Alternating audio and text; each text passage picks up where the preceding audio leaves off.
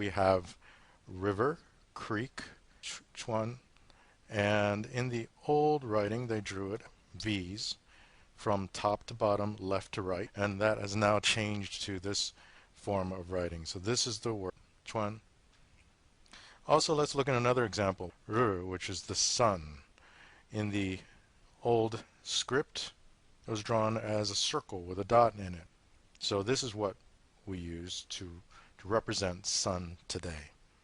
Similarly, if you take the line out of the middle, you have the word mouth, ko. I'm showing it in red because mouth can represent the actual mouth, but it also can represent a person or breath or the whatever's behind or spoken language of that comes out of the mouth. Clay, as many of you know, has the cross on top and then a line at the bottom.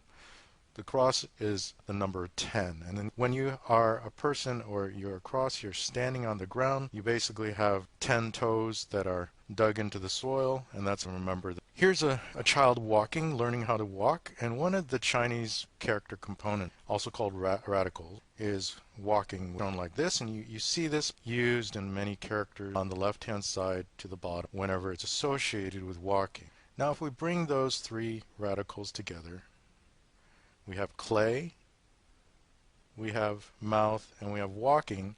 And if we add the final stroke at the top, which means alive, that's create, or zao.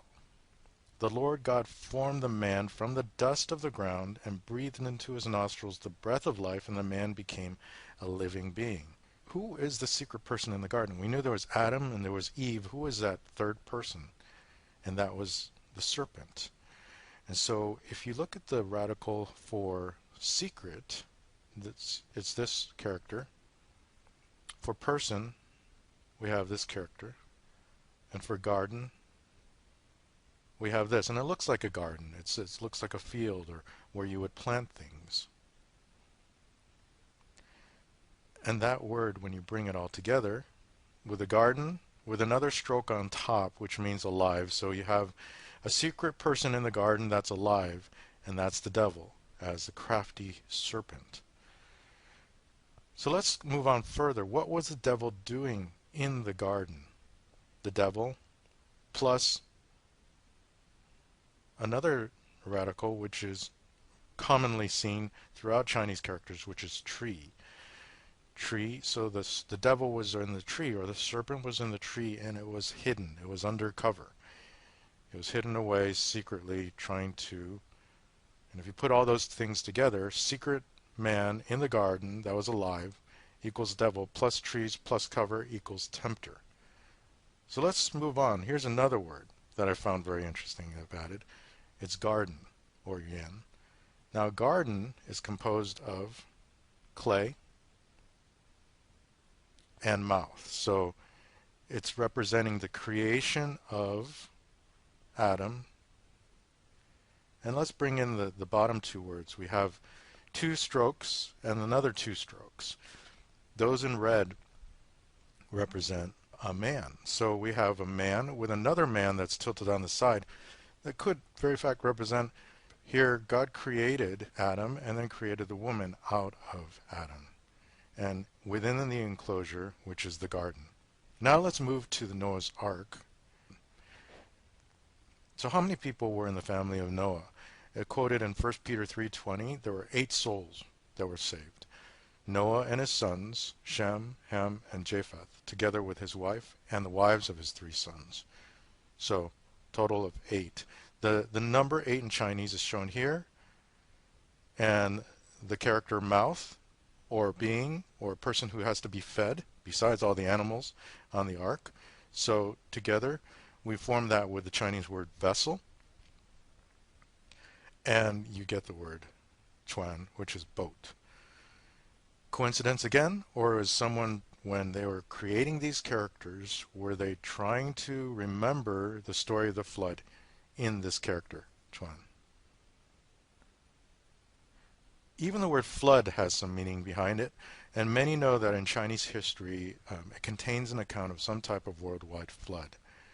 So, taking the words of flood, we have, and decomposing it, we have 8 plus united plus one earth equals total plus water, which is this three lines, equals flood.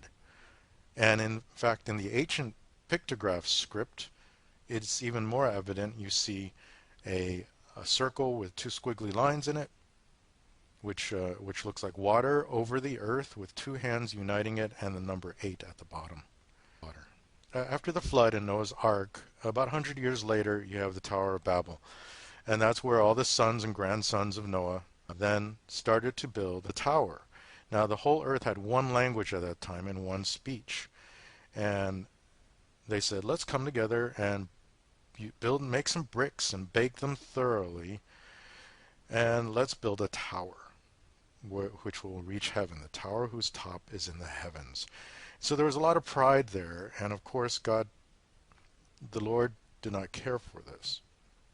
And the Lord said, indeed the people are one, and they all have one language.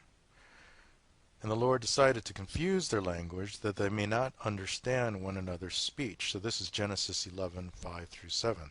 He said, okay, I'm going to create a lot of chaos, a lot of confusion. I'm going to create little pockets of different languages. So people couldn't communicate. They couldn't bake their bricks. They couldn't build the tower. And what did they do? They broke off into tribes, and they traveled far and wide. So let's look at the key ancient Chinese radicals for each of these components. We have bricks, which were made using grass and clay. And man, one, and mouth are shown here. So mankind is in red. One is the straight line across, and mouth is what we've seen in the past. So mankind had one language, and they were building bricks out of grass and clay. And put all these together, these 1, 2, 3, 4, 5 components, and you get the word ta, which is tower.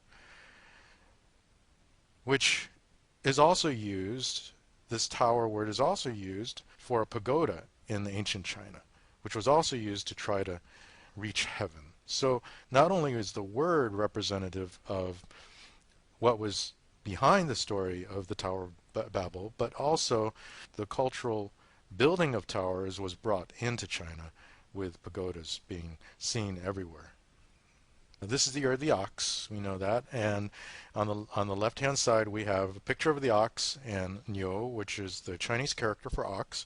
We have Yang, which is shown there next to it. Look at this other radical component, which means sword, okay, in green on the right hand side.